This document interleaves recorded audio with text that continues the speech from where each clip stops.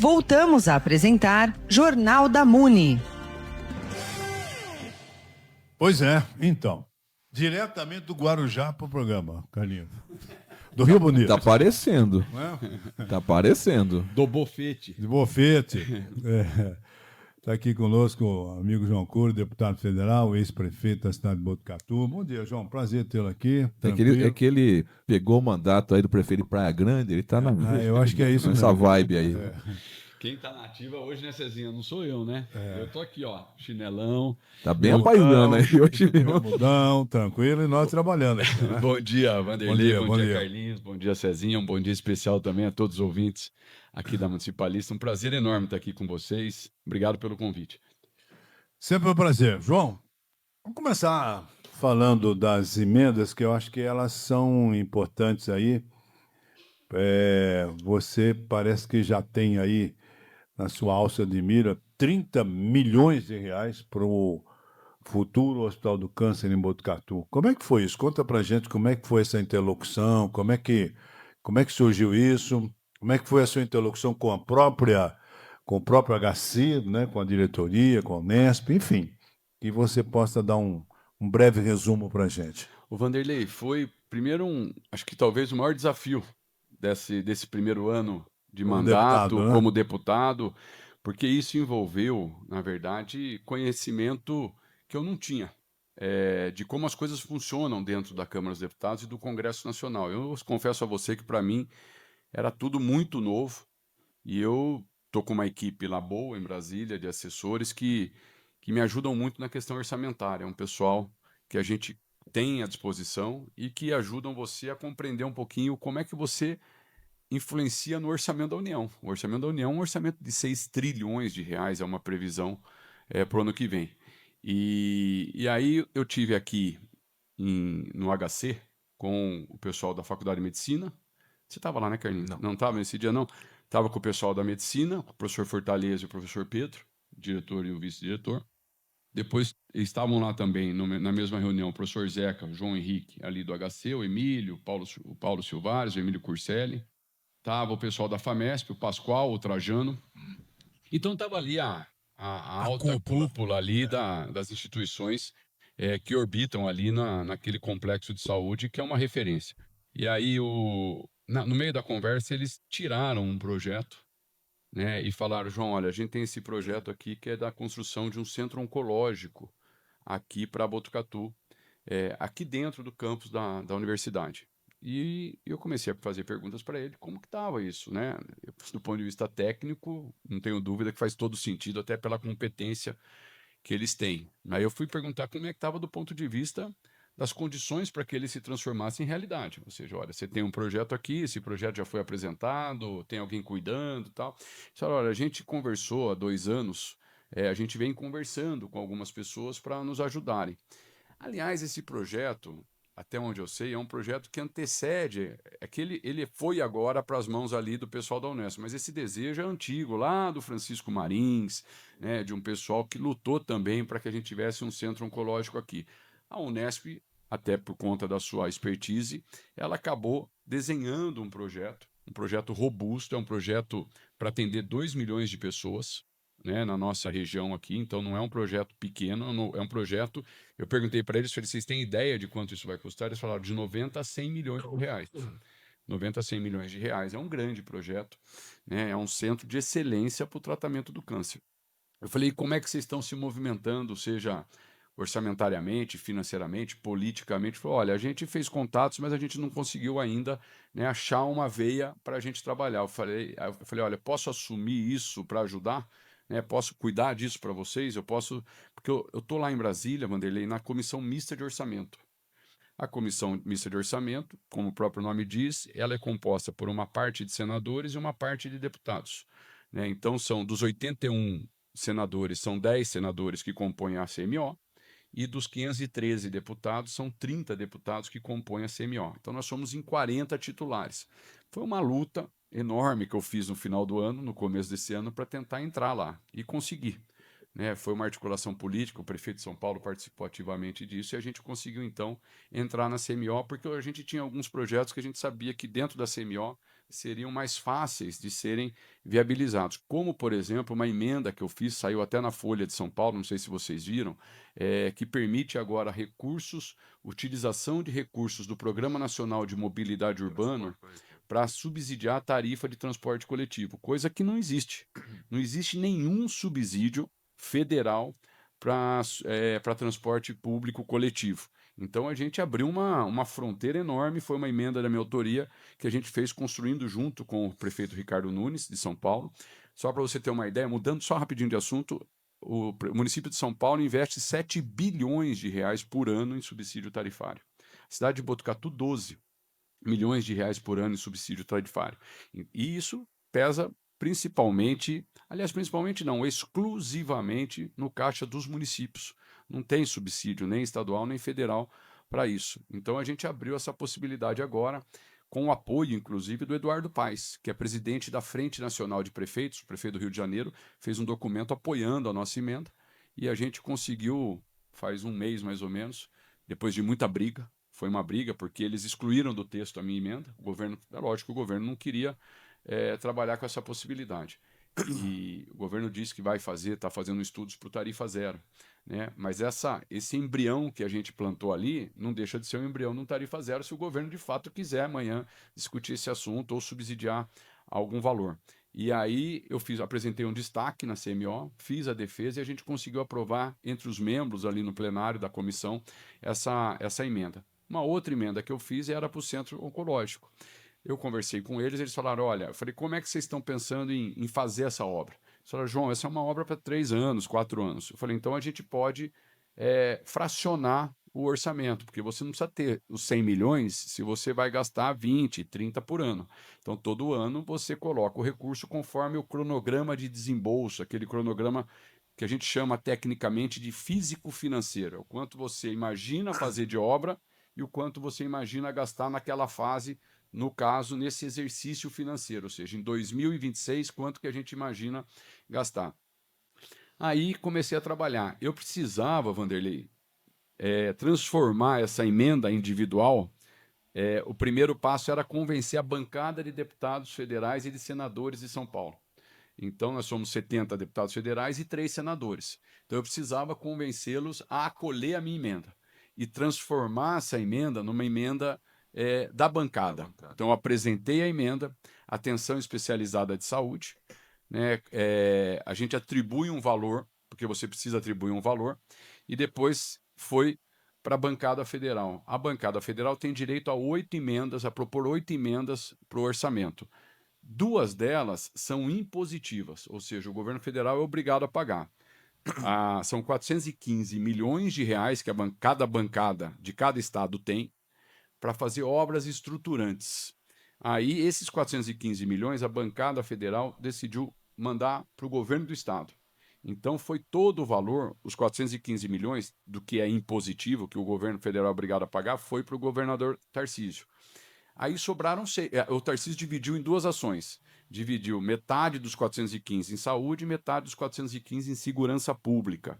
Né? Então, sobraram 6 ações, porque ele usou 2 das 8, 6 ações que nenhuma delas era impositiva, ou seja, se você quiser apresentar, você pode apresentar, mas o governo não tem nenhuma obrigação de pagar, entendeu? Aí que eu entrei, o pessoal que me assessora falou assim, João, você vai apresentar como emenda não impositiva, ou seja, sem obrigação de pagamento, mas como emenda estruturante. O que é uma obra estruturante? Uma obra estruturante é uma obra que obrigatoriamente, uma vez iniciada, você é obrigado a manter recursos dentro daquela ação para terminar a obra.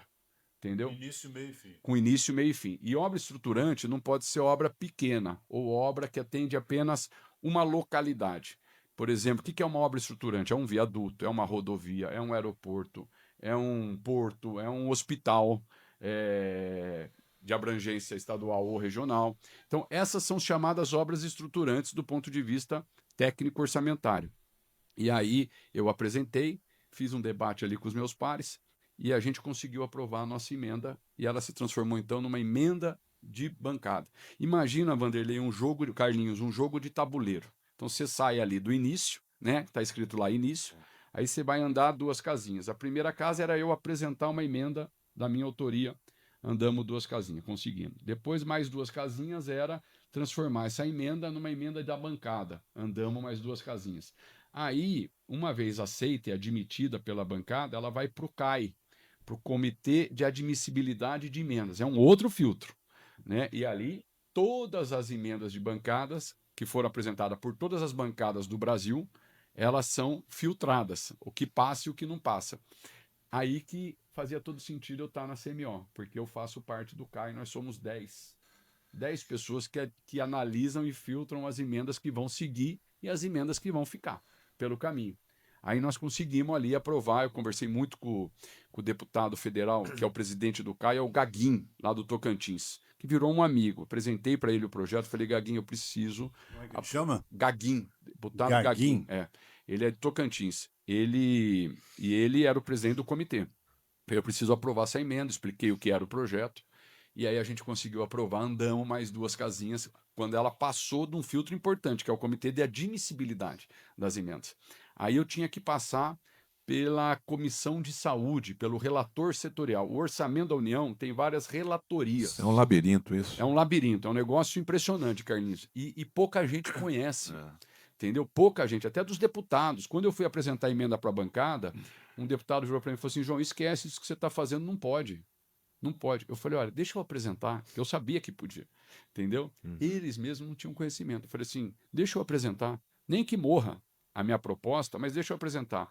Batata, apresentei, expliquei, a consultoria técnica legislativa da Câmara falou, não, isso pode sim. Nessas condições pode. Só que ela é não impositiva. Eu sabia que era não impositiva. Aí conseguimos passar. Então, tem muito isso lá. Tem muito isso. Tem que estudar. Você tem que se debruçar, tem que estudar para você pouco conhecer ali, conhecer um pouquinho como as coisas funcionam. Aí fomos para a relatoria setorial. O relator setorial, acho que eu até te mandei acho que para você também. O relator setorial, porque assim, o orçamento da educação tem um relator setorial, o orçamento da saúde tem um relator setorial, que analisa todos os pedidos que vão de emenda para aquela pasta, para aquele ministério. Então você tem de Minas Energia, você tem não sei o que e tal, e tem da saúde. Aí fui falar com o presidente, que é o senador Veneziano Vital do Rego, que é do MDB. Ele é um senador. Aí sentei com o veneziano, expliquei a proposta, expliquei o projeto. Falei, veneziano, eu preciso que você coloque pelo menos um valor, porque a emenda morre se tiver R$0 na emenda. É como se fosse um grande armário, né, com um monte de gavetinha. Eu abri uma gaveta. Só que se essa gaveta, orçamentariamente, do ponto de vista, estiver vazia, ela morre. Então eu falei, veneziano, coloca para mim alguma coisa, por favor, porque daí você me dá a oportunidade de eu seguir no tabuleiro, senão vai matar a emenda. Daí, na quarta-feira, Vanderlei, 7h28 da manhã, eu falei para ele, eu sabia que ele ia apresentar o relatório dele na comissão. Falei, veneziano, você me ajudou? Ele falou, coloquei 10 milhões. Aí que eu te mandei, eu acho. Quando ele pôs 10 milhões, a gente passou mais uma casinha, porque daí tinha valor lá dentro. Eu sabia que os 10 milhões já era bom, porque a gente já tinha um ponto de partida, mas a gente precisava de um pouco mais segundo o cronograma que a gente estabeleceu aqui. Aí foi para o relator geral do orçamento, que é o deputado federal do MDB, o Isnaldo Bulhões de Alagoas. O Isnaldo é o líder do MDB na Câmara, da bancada. Então, aliás, foi quem me indicou para a CMO. Aliás, a família Bulhões de Alagoas é conhecidíssima, né? É tradicional. É, tradicional. Acho que o pai foi governador ou o tio e tal. E aí, apresentei o projeto do Centro Oncológico para o Isnaldo. Falei, Isnaldo, olha, isso aqui, só que eu preciso de mais 20 milhões, né? Para a gente, pelo menos, ter um valor que a gente possa começar essa obra. E aí, ele é o relator geral, então ele é quem recebe tudo que você imagina, e faz o relatório que é apresentado e é votado. Uma vez votado na CMO, ele vai para plenário. E uma vez votado no plenário, ele vai para a sanção presidencial ou veto presidencial. E aí, na quinta-feira, eu passei a semana lá praticamente, só fazendo isso. Porque se você não puser debaixo do braço... Se você não tiver foco... Não, e Vanderlei, é incrível. É incrível. Se você não pegar e gastar muita saliva, gabinete por gabinete, liderança por liderança, para explicar por que a sua emenda tem que passar em detrimento, às vezes, até de outras propostas que são bastante razoáveis também, importantes, né? Você fica no caminho. Só que qual era a vantagem? Semana passada não tinha ninguém em Brasília já. Porque o presidente do Congresso, ele já começou a fazer as reuniões virtuais. Então foi bom. porque quem estava lá Quem acabou conseguindo se articular lá melhor. Eu fiquei lá, conversei com o Isnaldo, apresentei. Na quinta-feira, o Isnaldo me ligou e falou: olha, eu vou te ajudar. Na sexta-feira de manhã, a hora que a gente abriu o relatório, ele já tinha posto mais 20. Então a gente fez 10 da relatoria setorial e mais 20 da relatoria geral, que somou 30. Aí eu estava na penúltima casa, que era votar, na hora do almoço, na sexta-feira, era votar no plenário, no Congresso, é uma reunião mista, né? O orçamento, acho que vocês viram. Aí votamos o orçamento e lá dentro tem, no meio de 2.000 páginas, na página 400 e pouco, está lá os 30 milhões para o nosso centro oncológico aprovado, né? E agora vai para o presidente. O presidente pode vetar, né? E como ela não é impositiva, ele pode até acatar e usar esse recurso para outro lugar, porque não está imposto lá, obrigado. Aí que nós fomos, há cerca de 20 dias atrás, eu fui com o professor Carlos Magno Fortaleza e com o deputado estadual Emílio de Souza, fomos lá no Padilha. Aí nós fomos no ministro, marquei essa audiência, o Fortaleza conhece bastante o ministro, acho que eles fizeram até residência juntos, se eu não me engano, na Unicamp, em Campinas. E aí tratamos de 2 assuntos, dessa vacinação em massa aí da dengue, né, que Botucatu vai fazer agora em janeiro, e tratamos do centro oncológico. Daí apresentei para o Padilha, o Fortaleza explicou também a importância, e eu falei: ministro, eu não vim aqui pedir dinheiro para o senhor. Nós viemos aqui dizer o seguinte: se eu conseguir lá dentro do Congresso, como membro titular da Comissão de Orçamento, um recurso para esse centro oncológico, esse dinheiro vai vir para o Ministério da Saúde, né? E eu precisava do seu compromisso que, se a gente conseguir um dinheiro novo, que a gente vai pôr um dinheiro, não estou tomando, você percebe que a gente não está tirando dinheiro do Ministério, nós estamos colocando um dinheiro no Ministério para fazer essa obra. Em tese não teria. Em tese não teria. Não teria. É isso. E aí, eu preciso do seu compromisso, porque como ela é não impositiva, ministro, eu precisava do seu compromisso que, se a gente conseguir o dinheiro, o senhor executa. Ele falou assim: João, se não for dinheiro novo, se for dinheiro novo, ou seja, um dinheiro que não está já nas minhas despesas, que eu já tenho que usar para outras coisas, você tem o meu compromisso de que eu vou fazer. Aí o Padilha veio para Botucatu, acho que vocês estavam lá. Sim, sim. Eu estava em Brasília nessa articulação, não consegui vir porque eu estava lá fazendo essa articulação. Aí o Padilha falou publicamente, falou: olha, eu conversei com o Cury, né? E ele falou o seguinte, o Padilha falou essas palavras, falou assim: olha, combinei com ele que, se ele arrumar o dinheiro, nós vamos fazer. Se o Congresso conseguir o recurso, nós vamos fazer. Foi isso que ele falou, não sei se você se lembra disso. Exatamente. E daí eu falei: puxa, que bom. Então, porque agora ele assumiu publicamente o compromisso. Que o Padilha é um cara decente, então não tenho dúvida que vai fazer. E aí, na sexta-feira, nós aprovamos, com o compromisso dele que vai executar, agora está na mão do presidente da República para sancionar ou vetar. Ele pode sancionar a lei orçamentária inteira, pode vetar parcialmente, né? Acredito que vai sancionar. E aí, uma vez sancionado, a gente terminou o tabuleiro e agora vai para o Padilha para a gente poder fazer esse centro oncológico, que é mandar o recurso para cá para licitar. Para licitar a obra. Enquanto isso, o pessoal lá já está. Eu fui falando todo esse tempo com o pessoal aqui da Unesp, eles já estão trabalhando o projeto executivo, né? Para que a gente possa já ter esse projeto, uma vez que o projeto está pronto para licitar, e a gente já vai ter para o primeiro ano praticamente 1/3 da obra, do valor da obra. E aí, todo ano, a gente trabalha para colocar recurso nessa gaveta do orçamento, que, por ser estruturante, ela é obrigada a ficar aberta. Você não pode mais agora fechar essa ação orçamentária enquanto não terminar a obra. Então, eu acho que foi, assim, uma conquista importante de todos nós que trabalhamos. Tem muita gente que trabalhou para isso, né? E a gente conseguiu lá dentro as condições para que a gente arrumasse esse recurso e realizasse esse sonho. Você sabe, Vanderlei, agora, explicando um pouquinho a pertinência desse centro oncológico. Primeiro, ele fala por si, né? Porque o tratamento do câncer, ninguém discute que é prioridade e que a gente precisa, tudo que tiver no nosso alcance, nós temos que trabalhar por isso. Mas você lembra quando a gente fez, eu era prefeito, a gente fez um hospital aqui do lado da Embraer. Sim. Aquele hospital estadual. Esse hospital estadual, Vanderlei, quando a gente fez, ele era para ser... 2 hospitais, ele e o Sarad. E o Sarad, o Grau que Droga, que, aliás, você...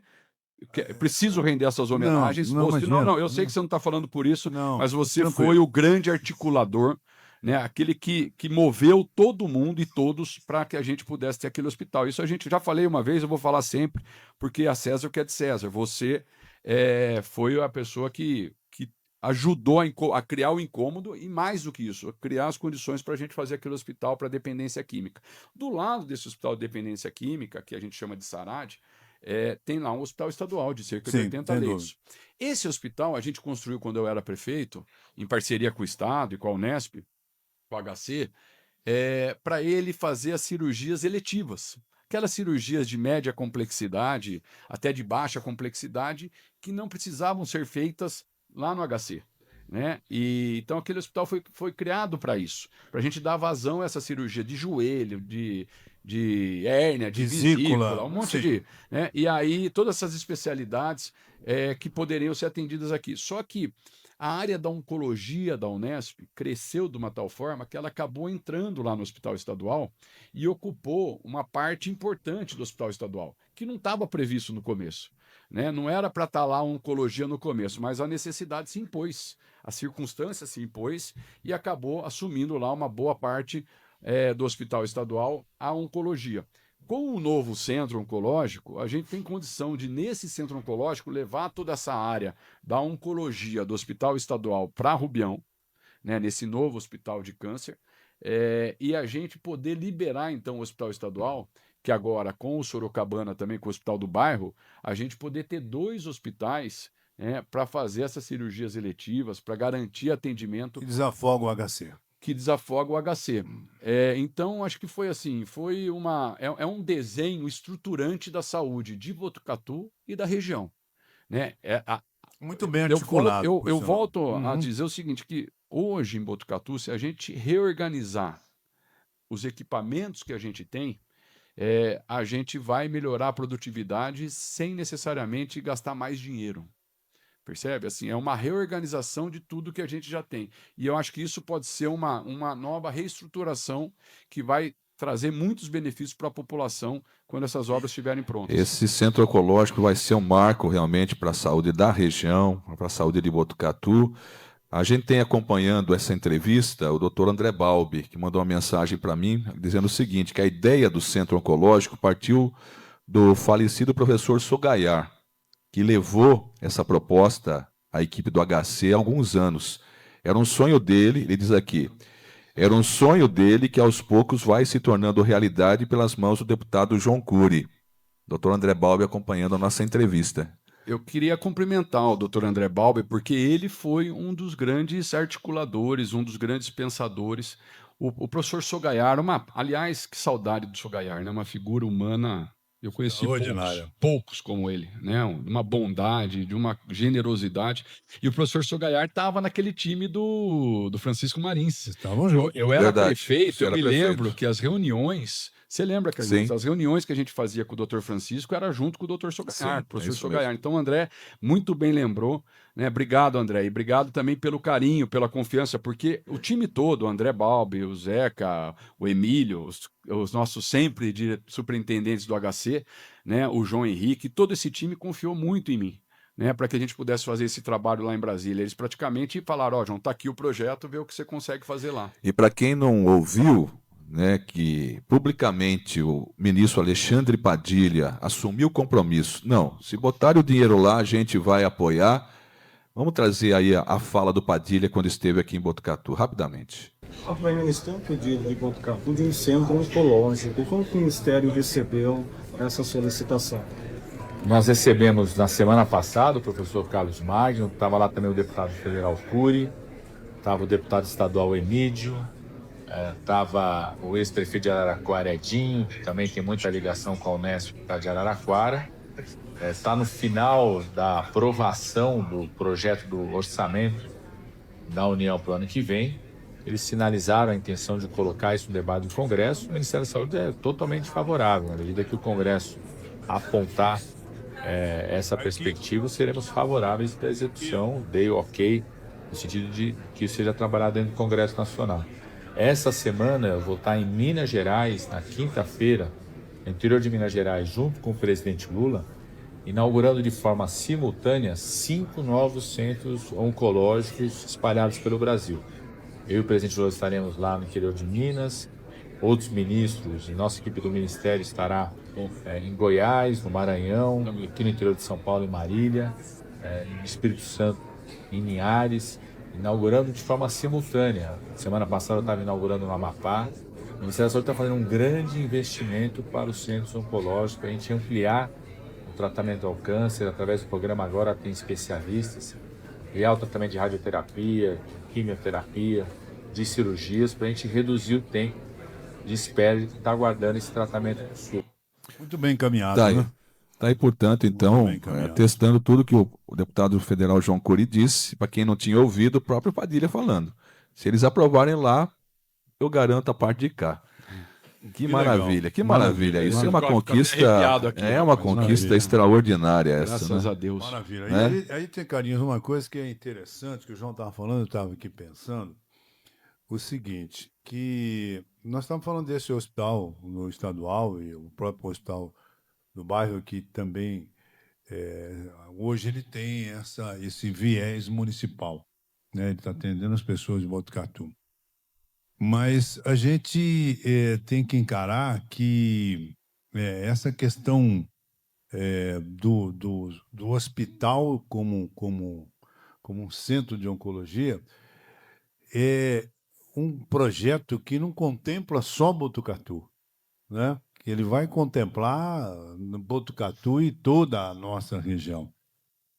Então, acho que por esse ângulo, e como já o nosso Hospital das Clínicas é um hospital-escola, né, que é um hospital realmente oriundo da Faculdade de Medicina e que hoje é uma autarquia, isso tem um peso realmente extraordinário para que Botucatu se consolide ainda mais como um centro médico e agora como um centro de tratamento oncológico. Eu acho que é uma coisa fantástica se a gente realmente estamos caminhando para isso, né? Estamos dando passos importantes para isso. Exato. Nós temos o Amaral Carvalho em Jaú, que é um centro de referência, que a região inteira se utiliza, né? E que já é uma bênção para nós aqui. O que se faz de oncologia aqui na Unesp também é de excelência. É que a gente ainda não tem um espaço 100% adequado de excelência para isso. Então, nós vamos conquistar agora, né, esse espaço. E a gente ter a 50 minutos daqui um Amaral Carvalho e um outro centro de excelência em Botucatu,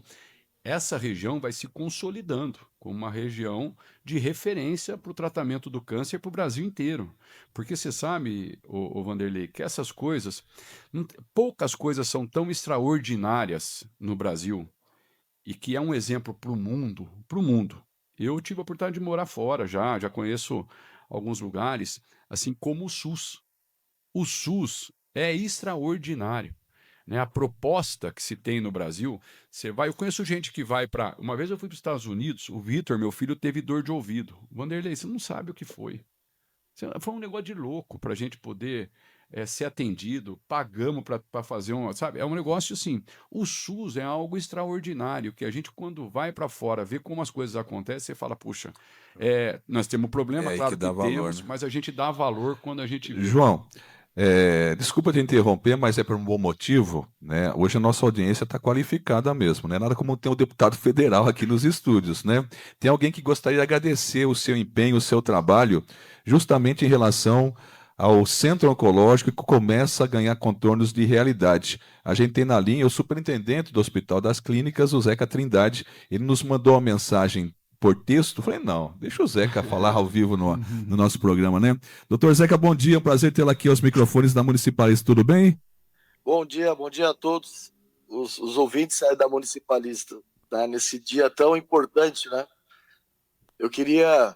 João Cury, muito obrigado, em nome do HC, de toda a nossa comunidade da Unesp, de Botucatu e da região. Só você, com a sua capacidade de articular, organizar, e agora ouvindo, né, todo o trabalho, né, a gente só vê uma emenda no final, 30 milhões, é um dinheiro absurdo, é muito dinheiro, mas a gente hoje escutando na rádio, a gente fica impressionado com realmente sua capacidade de articular, que eu conheço muito bem, né, desde o tempo que você ainda era candidato a prefeito. Então, muito obrigado mesmo, meu amigo deputado federal João Cury. Isso mostra a importância de termos na nossa região um deputado com o seu quilate, sua capacidade. Grande abraço, meu amigo. Obrigado, Zeca. O Zeca, eu fico aqui também emocionado, estou emocionado mesmo porque passa um filme na cabeça. O Zeca foi uma das pessoas que acreditou em mim lá atrás, quando pouca gente acreditava, né? E ele foi um parceiro de primeira hora. Eu gosto muito dele, da família toda. É uma família que tem uma contribuição, né, para o estado de São Paulo, para Botucatu em especial, enorme. Então o Zeca é um amigo querido e eu quero agradecer também na pessoa do Zeca a confiança deles. Porque sabe, Carlinhos, cada dia mais a gente vai ficando mais velho, vai tendo algumas cicatrizes ao longo da caminhada, mas eu também vou tendo mais clareza de qual é o papel do político. O papel do político muitas vezes não é dizer o que precisa ser feito, é criar as condições para aquilo que a população, aquele determinado segmento gostaria que fosse realizado. Você, como político, trabalhar para transformar aquilo que a população sonha, deseja, em realidade. O político não tem que adivinhar o que é bom para o povo. Tem que deixar o povo no seu segmento, né, nas suas mais diversas formas de manifestação, Vanderlei. O povo tem que dizer o que ele quer e o que é bom para ele. No caso, não fui eu que pensei no centro oncológico, que desenhei o centro oncológico, que tecnicamente entendeu que o centro oncológico era importante. Não fui eu. Eu sou político, eu sou advogado, né? O que eu, como político, tenho que fazer é ouvir as pessoas que estão na área da saúde, saber delas quais são as prioridades e as necessidades, e depois trabalhar politicamente para transformar aquilo que se sonha em realidade, porque às vezes para você pegar aquilo que se sonha em realidade, é aí que você precisa do político e da política. Porque às vezes você precisa de uma lei, porque o orçamento federal é uma lei. Então nós tivemos que aprovar uma lei e botar dentro do orçamento dessa lei este recurso. E isso é uma ação política.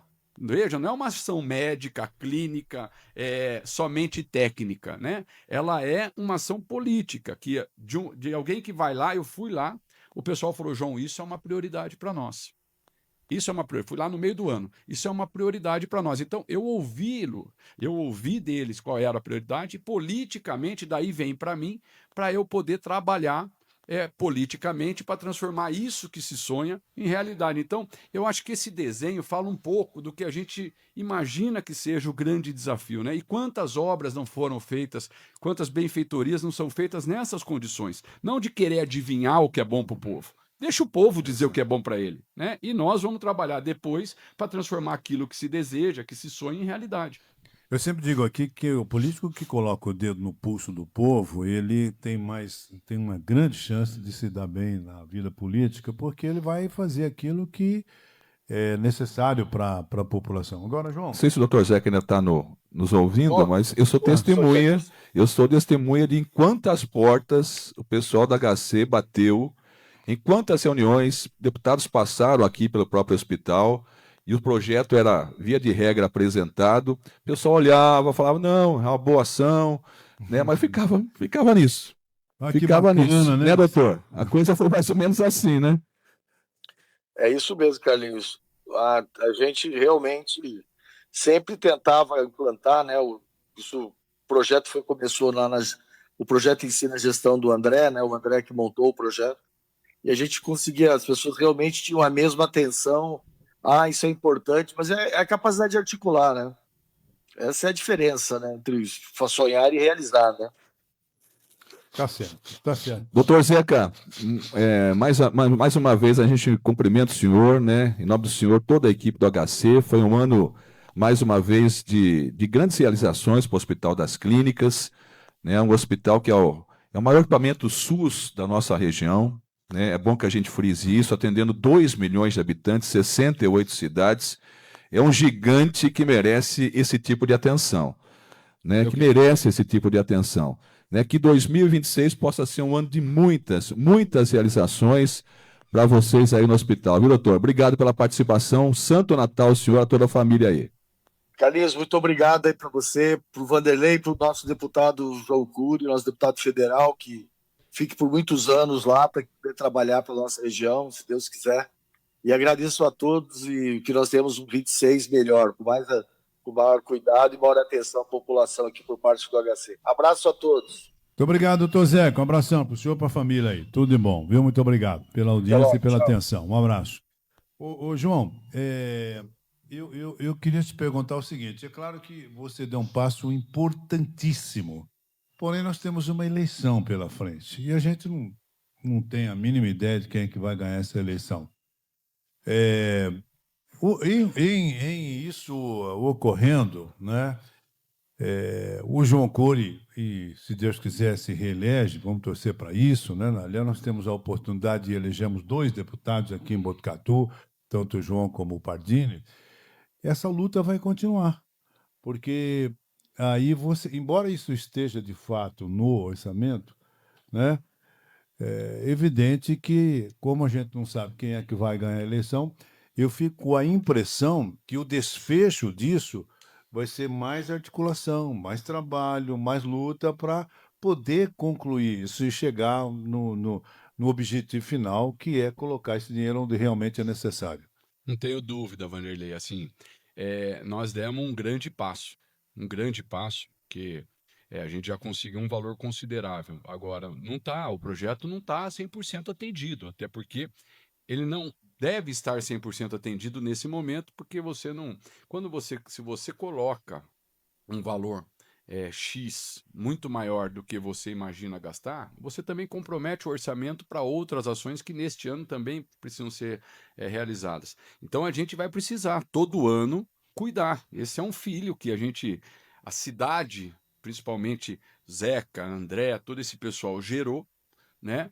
E agora a gente precisa cuidar dessa criança para ela poder ganhar a idade adulta, ou seja, nós só vamos descansar o dia que essa obra estiver pronta. Eu não vou descansar, porque agora, para mim, é uma questão de honra ver esse centro oncológico de pé, funcionando. Então, não é só a obra em si, né? Nós não vamos descansar enquanto a gente não vê o primeiro paciente lá sendo atendido e, se Deus quiser, sendo curado, né? Porque eu também me lembro muito de alguns ensinamentos que eu tive do meu pai, quando ele falava que a obra em si não é o mais importante, é o que ela torna possível a melhoria das condições de vida da população. O asfalto, por si, não é importante. O asfalto é importante na medida que a dona Maria pode estender a roupa no varal e não ter mais pó na frente da casa dela. O asfalto em si vale a pena quando a criança sai de casa para ir para a escola e não tem que pisar no barro. Aí sim o asfalto cumpriu a sua função social. O asfalto em si não significa nada se as pessoas dele não tiverem algum benefício. A obra em si do centro oncológico também não significa nada.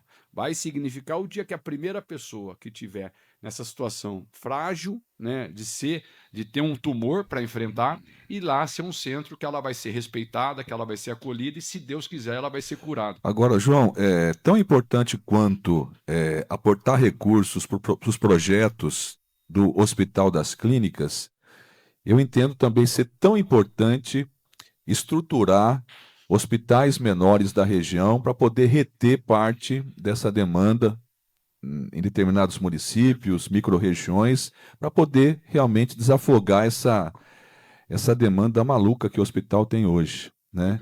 E eu vi que você esteve acompanhando o pessoal de Conchas. Tem um hospital lá que hoje está subutilizado, uma estrutura boa, né? E já há tempos o pessoal fala na reativação daquele hospital para ter um atendimento micro-regional lá. Eu acho que esse tipo de iniciativa também é fundamental, né, João? Ô Carlinhos, você tocou num ponto assim tão importante que a gente às vezes não enfrenta com a clareza que a gente precisa enfrentar quando a gente fala de ação estruturante. Uma coisa é você arrumar emenda parlamentar, Vanderlei, e dar uma van, uma ambulância para um determinado município. Isso pode até te dar voto, né? Isso pode contentar o seu parceiro lá no município político, mas isso não necessariamente remodela, não necessariamente resolve problemas que são estruturantes. Então, eu, quando entrei na Câmara dos Deputados, uma das primeiras visitas, você sabe que a gente tem as emendas parlamentares, que são recursos que os deputados têm para mandar para os seus estados, para suas bases. Uma das primeiras pessoas que e 50% das emendas parlamentares que um deputado tem, um senador tem, é para a saúde. É para a saúde. Uma das primeiras pessoas que eu fui visitar foi a Fabiola, diretora regional de saúde lá de Bauru. A regional de saúde de Bauru compreende 5 micro-regiões dos 68 municípios que o Carlinhos falou, 2 milhões de habitantes. Ela é dividida em 5 micro-regiões: Lins, Bauru, Jaú, Botucatu e Avaré. Então, são 68 divididos nessas 5 regiões. Nós temos, e eu falei para ela, Fabiola, eu vou ter que pôr dinheiro na saúde, obrigatoriamente, eu vou ter recursos para a saúde. Eu posso pôr sozinho, querendo adivinhar o que uma cidade precisa, né? Ou eu posso pôr combinado com o prefeito e ajuda a resolver um problema local, ou eu posso pôr recurso numa determinada ação que ajude a população daquela cidade, que ajude politicamente o prefeito, o vereador daquela cidade, mas que também ajude a resolver um problema crônico da nossa região. Então eu vim aqui te ouvir para saber como é que a gente pode fazer uma parceria, que eu possa ser um parceiro, que eu coloque recurso em coisas que resolvem um problema da cidade de Botucatu, mas que ao resolver esse problema, a gente também possa estar ajudando a resolver um problema de ordem regional. E a gente reorganiza, né, o nosso sistema, a gente trabalha para ajudar a organizar o nosso sistema de saúde. A Fabiola virou para mim e falou assim, João, eu não acredito, senta aqui. Ela falou, senta aqui. E dessa reunião, nós fizemos, acho que mais de 10 já, né, reuniões, conversando, trabalhando, porque ela foi me colocando, né, todas as demandas, as necessidades e como é que eu, como deputado, podia ajudá-la a resolver uma série de problemas.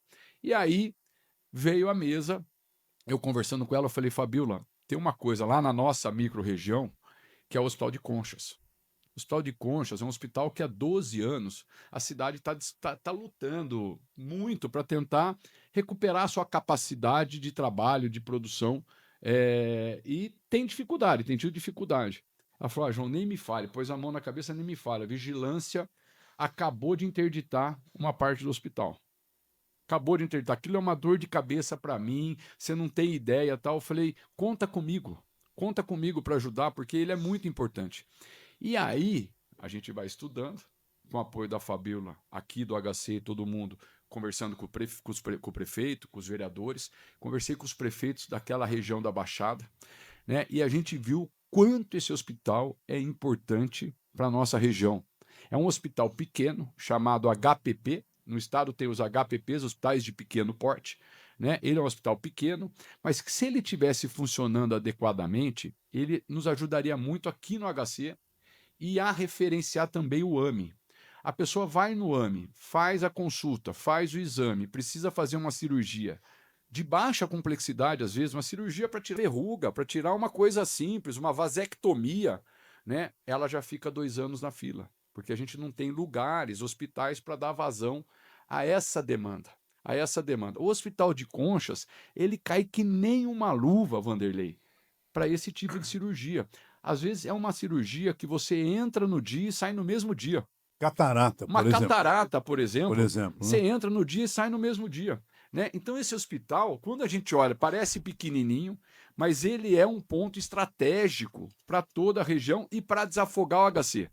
Porque tem gente em Pereiras, tem gente em Conchas, tem gente em Porangaba, tem gente em Aembi, tem gente em Bofete, esperando há 2, 3 anos para fazer uma cirurgia dessa aqui no HC.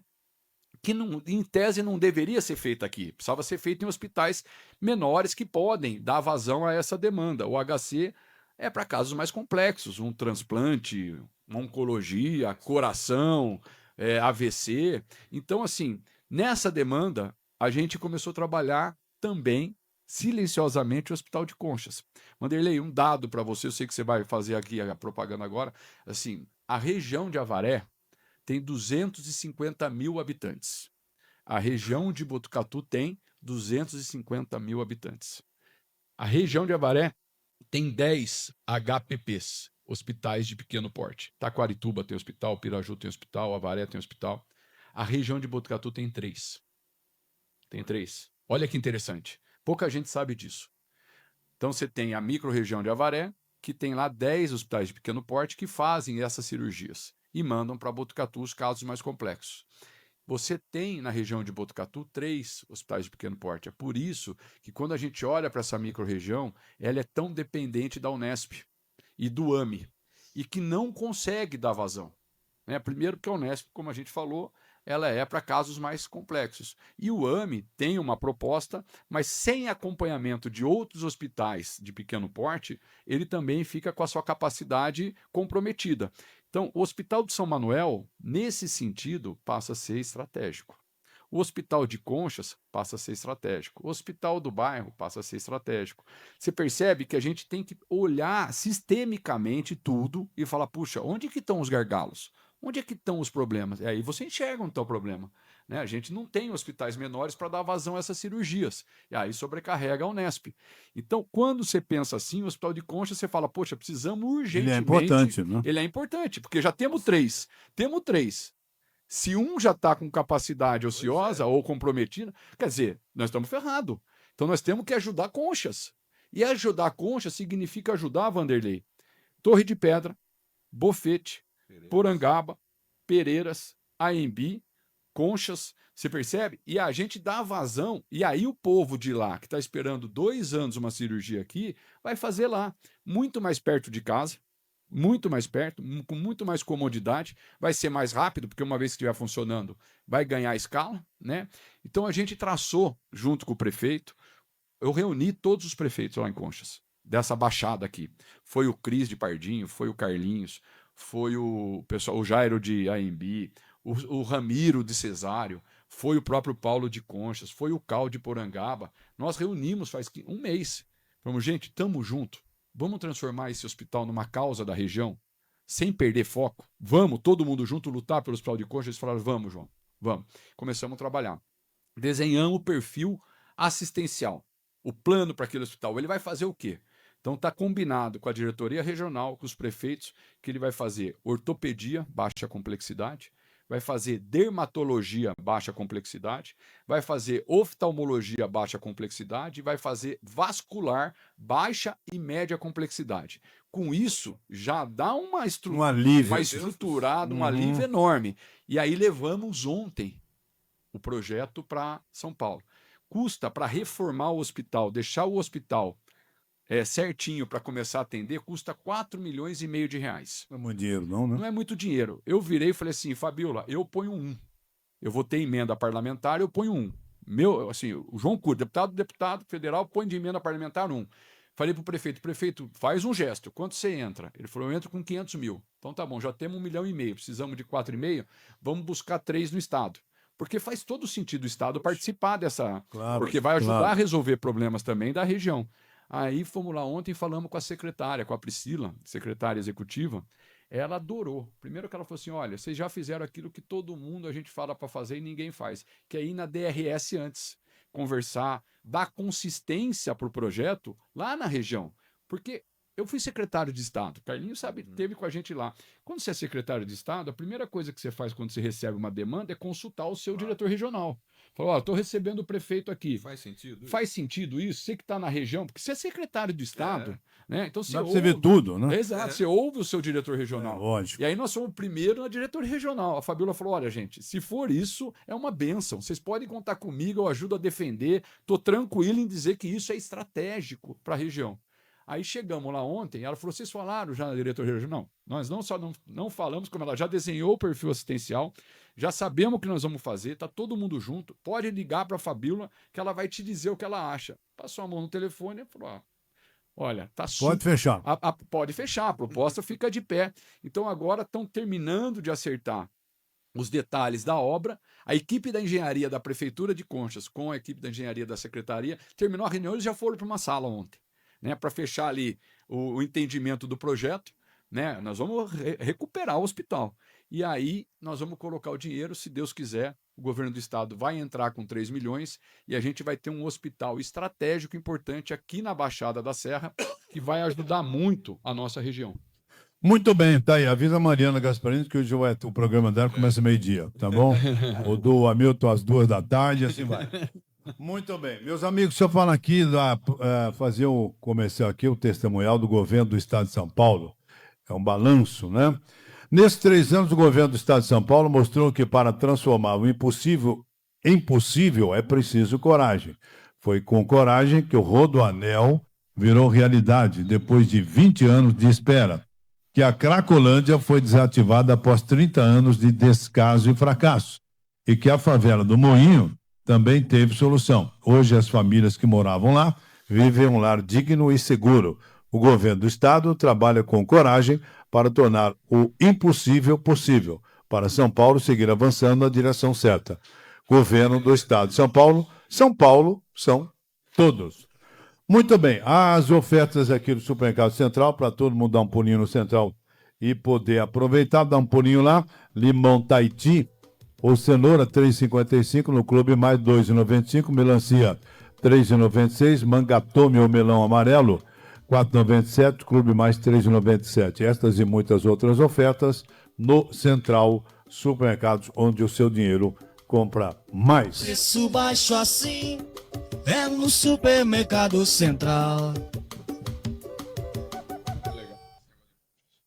Muito bom, muito bom. Ô, João, então, essa questão da sua postura como deputado, eu vejo ela como muito importante, porque essa questão de você olhar como um todo a questão regional, a regionalização que as cidades da vizinhança precisam, né? Essa interlocução com a DRS é da maior importância, e isso é o que é necessário, né, para a gente poder falar para a população de Botucatu, no momento, no instante que a gente vê tantas coisas sendo veiculadas, divulgadas com relação a emendas parlamentares, né, Carlinhos? Quantas coisas que a gente vê, dinheiro sendo desviado, dinheiro sendo surrupiado, né?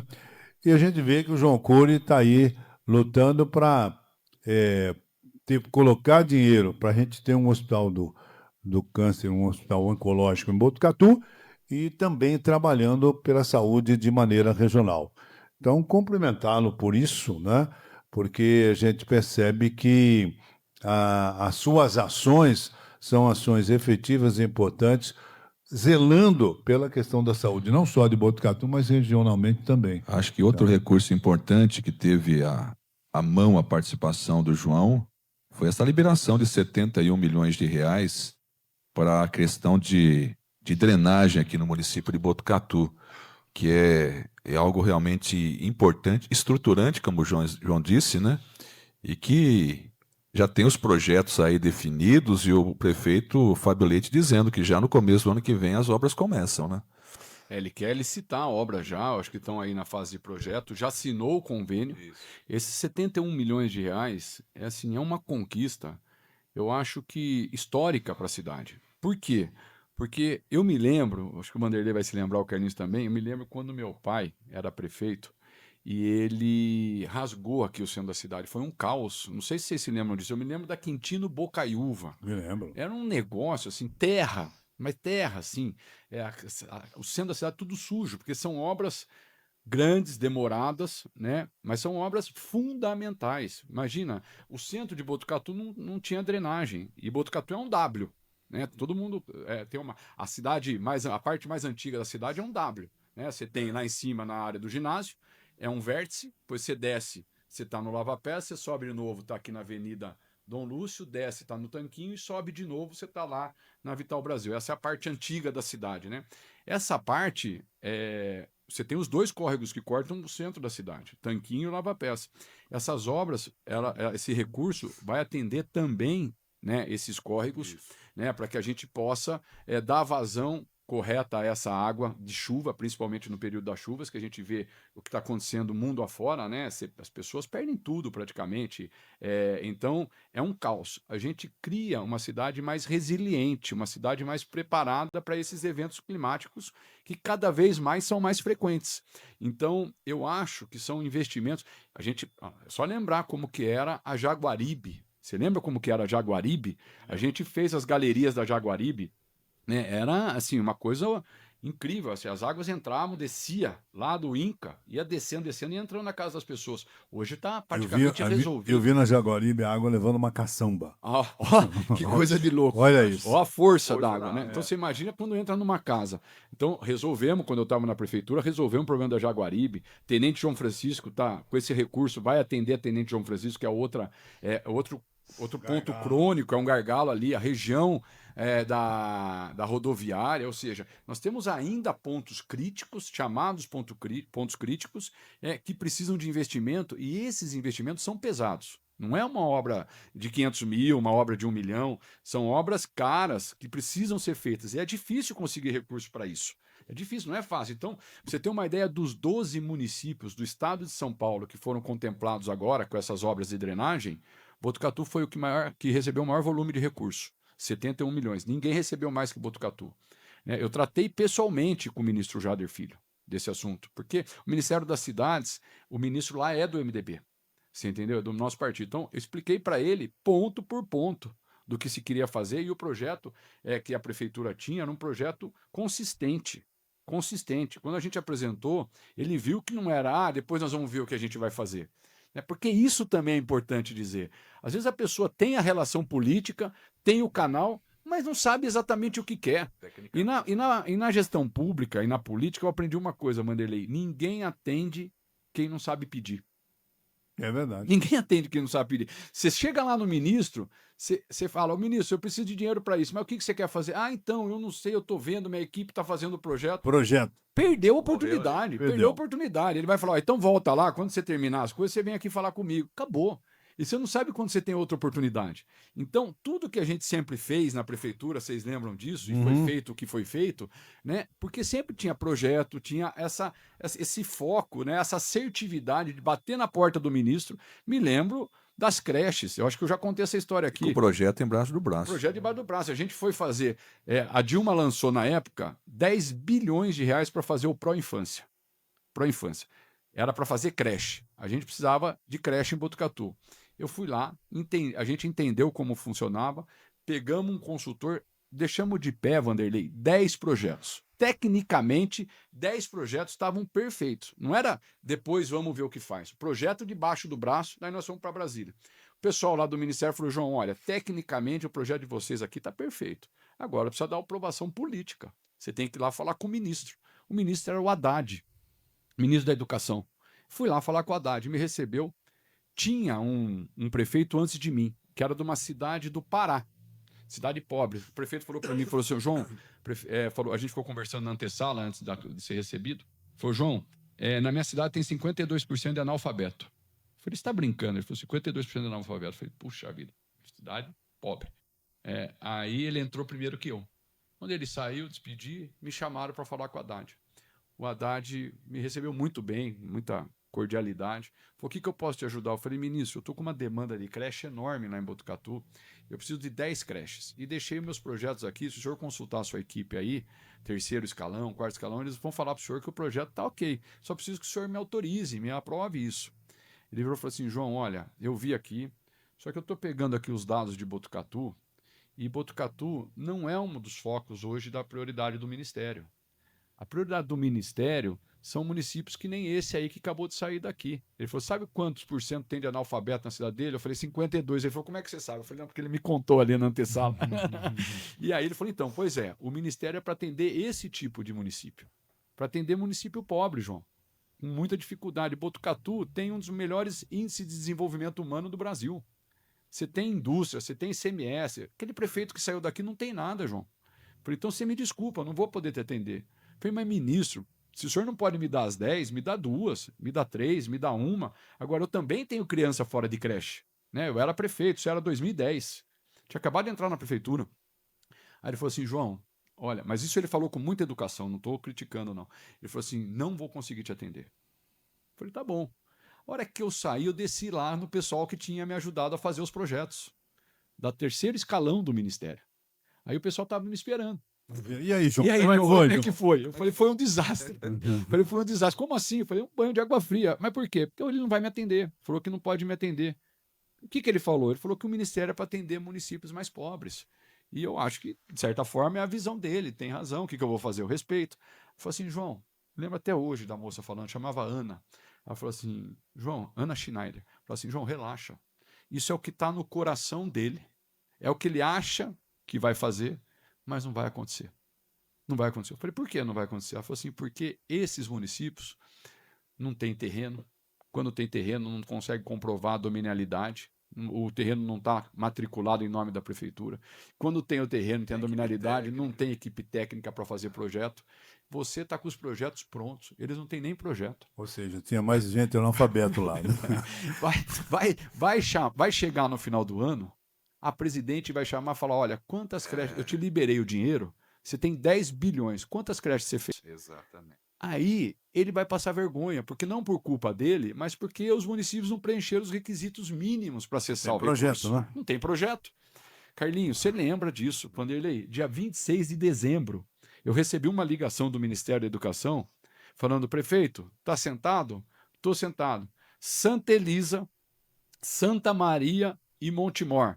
Pode comemorar que acabou de ser autorizado as 3 creches para você. Se você for na Santa Maria, no Santa Elisa e no Montemor, você vai ver que as 3 creches são iguaizinhas.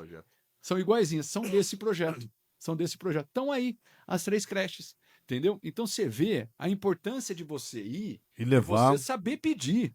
Chegar com o projeto, ter consistência, saber o que dizer, ter dados, informação, senão você é mais um. Que às vezes você até precisa, mas você não vai conseguir acessar o recurso, porque tem uma burocracia para vencer. Né? Então, eu acho que isso vai fazendo o Botucatu ser o que é.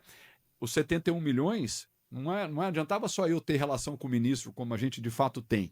Né? Precisava de um projeto consistente, o Fábio cuidou disso, a equipe dele cuidou disso, e quando a gente foi levar, aquilo ficava de pé. E mais do que isso, João, isso não brotou de uma hora para outra. Aí que tem a importância da continuidade, né, de determinadas ações e projetos. Eu me lembro, você está falando da Jaguaribe, isso vem lá de trás, já são 16 anos praticamente.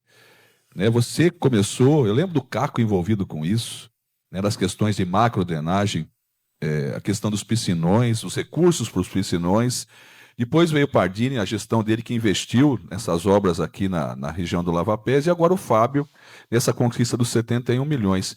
É por isso que precisa haver continuidade quando as coisas vão bem. Uhum. Quando vão bem. Né? Porque imagine você começar do zero tudo isso. É muito difícil, né? Complicado. Isso é outra coisa que tem na política. Né? Cada um que chega quer dar sua marca, quer imprimir sua marca. Isso é vaidade. Né? Ou seja, o Fernando Henrique tem uma frase que eu gosto muito que ele fala: as grandes conquistas se dão por acumulação de bons projetos, de boas políticas públicas, e não por rompimento. Cada um que chega quer fazer de um jeito. Aí para tudo, larga tudo para trás para começar de novo, para começar do zero, só para pôr o nome na placa. Isso ninguém mais aguenta. Ninguém mais aguenta. Ou seja, tem um projeto. Eu me lembro, a gente fez uma apresentação no Teatro Municipal, Vanderlei. Você estava lá. A gente chamava de Botucatu 2025.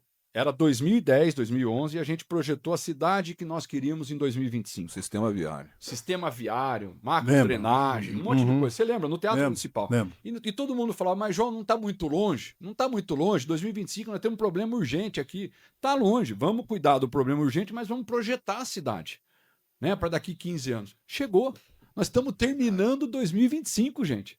Chegou. E muitas daquelas coisas que foram projetadas, a continuidade e o compromisso de cada um no seu momento, na sua cadeira, na forma como conduziu, teve a oportunidade de conduzir, foram respeitados. As pessoas foram respeitando isso. Me permite, João, uma dessas metas era o viaduto José Eduardo Carvalho, que você estava em Brasília, e você e o Joséi ligaram para mim na rádio à tarde e nós falamos ao vivo lá, né? Realmente é isso aí. Bom, João, eu queria aqui falar com você bastante tempo, mas até não vai dar tempo, a gente tem que agradecer você, a gente vai bater papo em outras oportunidades, falar de política, falar do Congresso, falar de tudo, falar da dosimetria, né? Você vai perdoar ele? Sabe que o Natal é sempre tempo de perdão. O bicho é liso. Mas eu entendo, tem duas coisas que eu entendo, eu até comentei com o pessoal aqui. A questão partidária, em primeiro lugar, o MDB tem um partido, e não sei se fechou a questão, se deixou vocês à vontade. Mas uma outra história, que eu também preciso aqui lembrar o meu querido João, né? E eu comentei isso aqui na rádio, que o MDB sempre foi um partido de luta contra a ditadura. Sempre foi um partido... Ulisses Guimarães, Franco Montoro, Mário Covas, Fernando Henrique, e até um senhor chamado Jamil Cury. Lembra dele? Então, é evidente que a gente fica assim, impactado pelas decisões políticas, mas, ao mesmo tempo, a gente procura entender que uma moça que pintou uma estátua com batom não merece 14 anos de prisão. A gente também precisa entender isso. Somos seres humanos, somos falíveis e a gente precisa também olhar por tudo isso. Mas, João, quero te agradecer, te desejar um Feliz Natal para você, para a família, muita saúde e que você continue com esse trabalho. E vamos para 2026, né, João? Vamos, se Deus quiser. Vamos lá, né? Se Deus quiser entrar com o pé direito. Aliás, que polêmica essa história de pé direito. É uma melhor coisa com 2 pés. Não vamos entrar nesse. Mas, Vanderlei, obrigado, viu, pelo convite. Obrigado, Carlinhos, Cezinha. Uma alegria terminar o ano passando por aqui, batendo um papo, revendo vocês, que são amigos queridos. Obrigado também, porque assim, essas observações, às vezes essas críticas, elas são pertinentes, porque elas nos fazem pensar. Lá em Brasília, às vezes a gente vive numa redoma. Então, saber que tem vocês aqui dizendo, olha, veja bem, às vezes nem sempre a gente consegue enxergar tudo. Uhum. Né? Por isso que eu fiz agora um vídeo no final do ano, dizendo o seguinte, que entre erros e acertos, recuos e avanços, a vida do homem público também ela passa por isso. Né? Onde está o homem, está o erro. Né? É inevitável errar. Agora, quando você tem amigos sinceros, né, que te ajudam a pensar, a corrigir rota, né, isso é sempre bom. O homem público tem que tomar cuidado mesmo, porque ele vai se encastelando e vai ficando longe da vida real, longe, como você falou aqui, Vanderlei, vai perdendo o pulso das coisas, que o pulso está aqui, ó. Tá aqui, ó. Você sai na rua que você pega o pulso. Eu não perco isso, eu gosto disso, né? Então, lá em Brasília, se você não cuidar, você fica distante mesmo.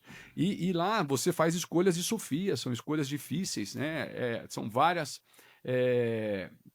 dificuldades que você tem momentâneas ali, você tem que decidir, nem sempre você tem todas as informações para decidir, mas a gente tem coisas que são princípios. Né, que são princípios, que são valores que a gente carrega. Essa questão da dosimetria, né, é uma questão muito complexa.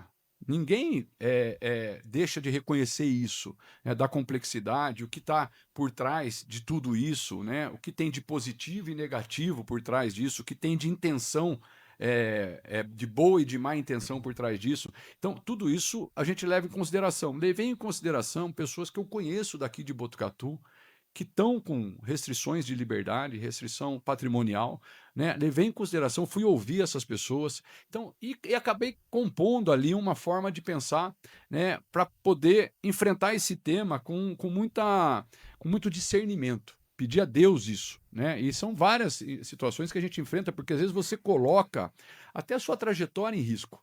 Né, a sua reputação em risco. Então não é fácil, mas o que importa é que assim, no final do dia, a gente pode estar aqui de cabeça erguida, andar, explicar, né, não é convencer ninguém, porque quem sou eu para convencer, mas pelo menos que a gente não passe vergonha na hora de falar sobre isso. Né? Procurei criar um racional em cima disso, né? Ter uma racionalidade em cima disso. Não sei se acertei ou se errei, o tempo vai dizer, mas naquele momento era o que eu acreditava que era o melhor a ser feito. Então, a oportunidade de falar sobre isso é muito bom, Vanderlei. É muito bom de vir aqui com a amplitude que tem os microfones aqui da Municipalista. A gente sabe que a gente está falando com muita gente. E colocar um pouquinho esses dilemas que a gente vive. Né? A gente vive dilema na vida pessoal e vive também dilema na vida pública. Então, quero agradecer a vocês pela oportunidade, desejar a você, Vanderlei, Carlinhos, Cezinha, Fontão, a Luíse e todo mundo que está nos ouvindo um grande Natal, um Feliz Natal. Um Natal com muito amor, com muita paz, com muita harmonia, com muito perdão.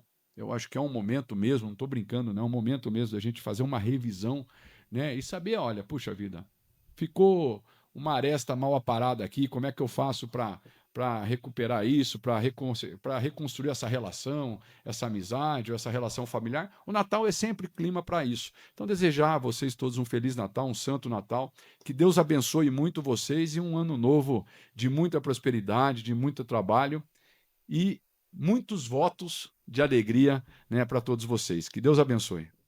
Muito obrigado, João. Muito obrigado.